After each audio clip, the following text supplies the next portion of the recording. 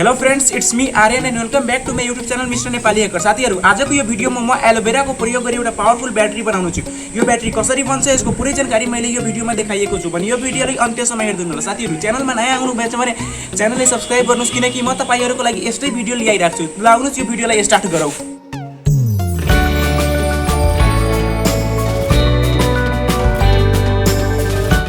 साथीहरु, यो ब्याट्रीको बक्स बनाउनलाई म एउटा नेपाल टेलिकमको कार्ड युज गर्दैछु। साथीहरु, यसको ठाउँमा तपाईहरुले पीवीसी पाइपको सिट पनि प्रयोग गर्न सक्नुहुन्छ। पीवीसी पाइपको सिट बनाउन आउँदिन भने तल कमेन्ट गर्नु होला, म पीवीसी पाइपको सिटमाथि भिडियो बनाइदिहाल्छु।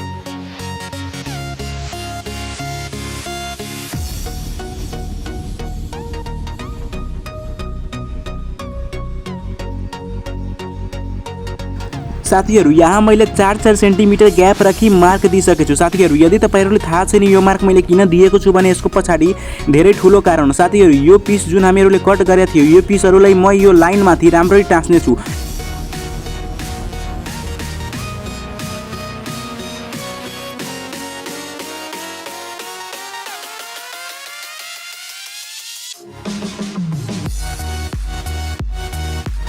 साथीहरु, यहाँ बक्स बनाउँदाखेरि अलिकति पनि ग्याप हुनु परेन। यदि ग्याप भयो भने यतातिरको लिक्विड अर्को साइडमा जान्छ अनि अर्को साइडमा जान्छ भने यो ब्याट्री हाम्रो वर्क गर्दैन।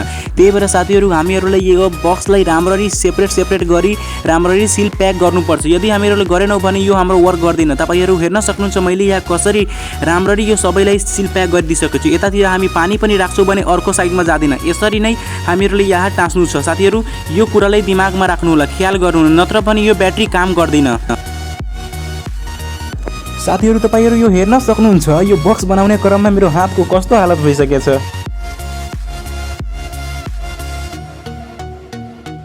साथीहरु, एलोभेरा ब्याट्री बनाउनलाई यस्तो 3वटा ब्याट्री चाहियो। नयाँ लिइने हुन्छ, पुरानो लिइने हुन्छ। साथीहरु, यो ब्याट्री भित्र हुन्छ जिंक र कार्बन रड।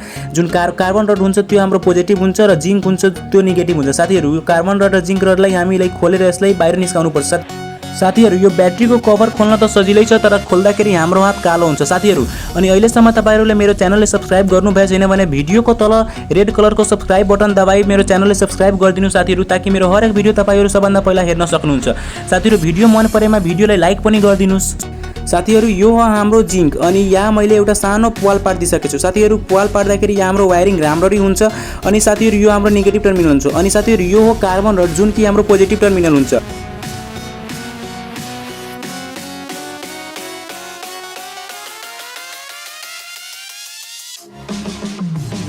साथीहरु, तपाईहरु हेर्न सक्नुहुन्छ मैले यहाँ कनेक्सन गरिदिसकेको छु। यो दुईटालाई मैले कनेक्सन गरेर एक ठाउँमा म राखिदिन्छु अनि म सिरिजमा कनेक्सन गर्छु। अनि साथीहरु, यहाँ हाम्रो यो भइसक्यो अनि साथीहरु एउटा अर्कोमा मैले सेम कनेक्सन गरेको छु। यहाँ हेर्न सक्नुहुन्छ एउटामा मैले दुईटा कालो निस्काएको छु अनि अर्कोमा मैले दुईटा रेड, यानी कि पोजिटिभमा मैले एउटा रेड वायर पनि निस्काइदिएको छु। यो हाम्रो आउटपुट हुन्छ। साथीहरु, ल आउनु सबै योलाई कनेक्सन गर्दाखेरि तपाईहरु राम्ररी बुझ्न सक्नुहुन्छ। साथीहरु, म यहाँ सिरिजमा कनेक्सन गर्दैछु। यहाँ मैले नेगेटिभ र फेरि पोजिटिभ, कार्बन रड हाम्रो पोजिटिभ हो, कालो कालो त्यो लामो त्यो हाम्रो पोजिटिभ हो। फेरि कार्बन रडको साथमा मैले त्यो जिंकलाई हालिदियो, त्यो हाम्रो नेगेटिभ भयो। फेरि अर्को पट्टिमा हाम्रो कार्बन रड छ भने यो हाम्रो नेगेटिभ र पोजिटिभ, फेरि नेगेटिभ र पोजिटिभ। अब साथीहरु, यो जुन हाम्रो लामो बनाएको थियो त्यहाँबाट मैले फेरि त्यो जुनमा पोजिटिभ छ त्यसमा मैले यो जिंक रडलाई हालिदियो। यहाँ तपाईहरु हेर्न सक्नुहुन्छ अनि यतापट्टि मैले जुन रेड वायर छ त्यहाँ मैले कार्बन रड हालिदियो, यो नेगेटिभको साथमा एउटा पोजिटिभ भने यहाँबाट हाम्रो सिरिजमा कनेक्सन आउँछ। तपाईहरु यसरी नै कनेक्सन गर्नु होला। साथीहरु, कनेक्सन गर्दाखेरि हाम्रो जिंक र कार्बन रड एक आपसमा टच हुनु भएन। टच भयो भने हाम्रो भोल्टेज आउँदैन। टच हुनु भएन, सबै बेग्ला बेग्लै हुनु पर्यो। साथीहरु, यो हो एलोभेरा जुन हाम्रो ब्याट्रीलाई लाइफ दिन्छ। साथीहरु, एलोभेरा एउटा मेडिसिनल प्लान्ट पनि हो। साथीहरु, यो एलोभेरालाई हामीले काटेर अनि यसको भित्रको जेलीलाई बाहिर निस्काउनु पर्छ अनि यही जेली हाम्रो ब्याट्रीलाई लाइफ दिन्छ। ल आउनुस् यो कामलाई अगाडि बढाऊ। साथीहरु, हामीलाई यति एलोभेरालाई पुग्दैन, हामीलाई धेरै नै एलोभेरा चाहियो किनकि हाम्रो बक्स धेरै नै ठूलो छ। त्यही भएर हामीलाई धेरै नै एलोभेरा चाहियो। तपाईहरु बनाउँदाखेरि सानो बक्स बनाएर नै यो ब्याट्रीलाई बनाउनु होला। साथीहरु, यो एलोभेरा ब्याट्रीमा राख्नलाई रेडी भइसकेछ। साथीहरु, यतिले पुग्दैन, हामीलाई धेरै नै एलोभेरा चाहियो किनकि हाम्रो बक्स धेरै नै ठूलो छ। त्यही भएर तपाईहरु धेरै नै एलोभेरा बनाउनु होला, नत्र भने सानो बक्स बनाउनु होला। साथीहरू बक्स बनाउँदाखेरि सबै राम्ररी बनाउनु होला साथीहरू। यतातिरको पानी अर्को ठाउँमा जानु पर्यो, नत्र भने हाम्रो यो काम गर्दैन साथीहरू। यो सबै लिक्विड हो, पानी जस्तै हो साथीहरू। अनि यहाँ बक्स राम्ररी बनाएनौँ भने हाम्रो यहाँको यो पार्ट अर्को ठाउँमा जान्छ भने यो हाम्रो ब्याट्री काम गर्दैन। त्यही भएर बनाउँदाखेरि यो बक्सलाई हामीलाई राम्ररी सेपरेट गरी टाँस्नुपर्छ ताकि यहाँबाट हाम्रो अलिकति पनि लिकेज नहोस् साथीहरू। नत्र भने यो ब्याट्री हाम्रो काम गर्दैन। यो कुरालाई ख्याल गर्नु होला साथीहरू। यसलाई हामीले सेपरेट गरी टाँस्नुपर्छ। कुनै पनि अर्कोमा टच हुनु भएन, जस्तै जिङ्क हाम्रो कार्बनमा टच हुनु भएन र कार्बन हाम्रो जिङ्कमा टच हुनु भएन, नत्र भने यो हाम्रो काम गर्दैन। त्यही भएर म यहाँ फेभिक्विकको द्वारा म यसलाई टाँसिरहेको छु। तपाईहरू पनि यसरी नै टाँस्नु होला साथीहरू। यो हाम्रो ब्याट्रीको अप्पर पार्ट, अनि अप्पर पार्टमा मैले दुईटा पाल पारिदिसकेको छु। अनि दुवै पालमा म यो दुवै नटबोल्टलाई भित्र अट्याच गर्नु छु। अनि अट्याच गरेपछि भित्रबाट म वायरिङ गर्छु अनि यहाँबाट हाम्रो करेन्ट आउँछ। त्यही भएर मैले यहाँ दुईटा नटबोल्ट अट्याच गर्दैछु। तपाईहरू पनि यसरी नै अट्याच गर्नु होला साथीहरू। दुवै नटबोल्टमा हामीलाई यसरी नै वायरिङ गर्नु छ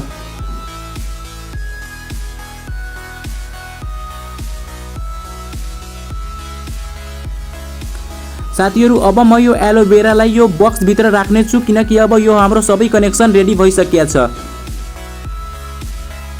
साथीहरू। म बक्स भरि नै एलोभेराले फिल गरिदिसकेको छु। अब साथीहरू यो हाम्रो रेडी भयो। अनि साथीहरू अब म अप्पर पार्टले यो बक्सलाई कभर गरिदिन्छु अनि यसलाई गमले टाँस्दिन्छु साथीहरू। तपाईहरू यहाँ हेर्न सक्नुहुन्छ यो ब्याट्रीभित्र हावा छिर्नको लागि म यहाँ यो कोर्नरमा सानो स्पेस दिइराखेको छु साथीहरू।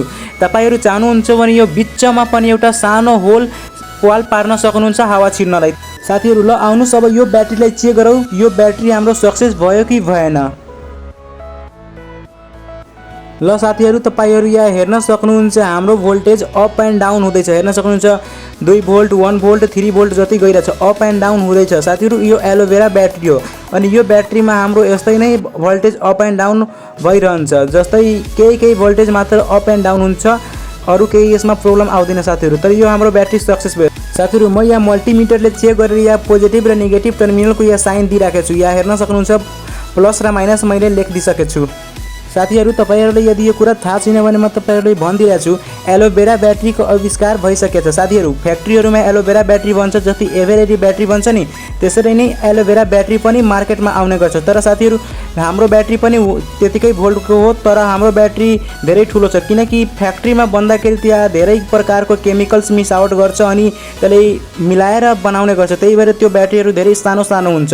तर हाम्रो ब्याट्री यस्तो बन्यो तैपनि हाम्रो ब्याट्री सक्सेसफुल भयो साथीहरू। ल यो साथीहरू यो भिडियो राम्रो लागेमा साथीहरू यो भिडियोलाई लाइक गरिदिनुहोस् अनि अहिलेसम्म च्यानललाई सब्स्क्राइब गर्नुभएको छैन भने च्यानललाई सब्स्क्राइब पनि गरिदिनु साथीहरू। हाम्रो यो ब्याट्री प्रोपरली वर्क गरिरहेछ। यो ब्याट्रीमा अप्रोक्स 3 भोल्ट जति भोल्टेज देखाइरहेछ साथीहरू। ल आउनुहोस् यो ब्याट्रीमा अब सानो 3 भोल्टको एलइडी बालेर हेरौँ यो एलइडी बलिरहेछ कि बलिरहेको छैन साथीहरू। तपाईहरू यहाँ हेर्न सक्नुहुन्छ हाम्रो यो सानो 3 भोल्टको एलइडी राम्ररी बलिरहेछ। तपाईहरू यहाँ सानो मोटर ल्याएर अनि पंखा जोडेर पंखा पनि चलाउन सक्नुहुन्छ, सानो पंखा। अनि साथीहरू यो ब्याट्री रिचार्जेबल त हो, तर भोल्टेज धेरै छिटो डाउन हुन्छ। त्यही भएर यो ब्याट्री चार्ज गरेर पनि केही हुँदैन, तर चार्ज गर्न सक्नुहुन्छ। 3 भोल्टको ब्याट्री हो, त्यही भएर हामी यसलाई 5 भोल्टले चार्ज गर्नुपर्छ साथीहरू। भिडियो मन परेमा भिडियोलाई लाइक गर्नुहोस् र अहिलेसम्म च्यानललाई सब्स्क्राइब गर्नुभएको छैन भने च्यानललाई सब्स्क्राइब गरी बेल आइकन दबाइदिनुहोस् साथीहरू। च्यानल सब्स्क्राइब गरेपछि मेरो भिडियो तपाईहरू सबभन्दा पहिला हेर्न सक्नुहुन्छ साथीहरू। आजको लागि यति नै, मिल्नेछौँ अर्को भिडियोमा एउटा नयाँ एक्सपेरिमेन्ट र नयाँ ग्याजेटको साथ। तबसम्मको लागि जय नेपाल।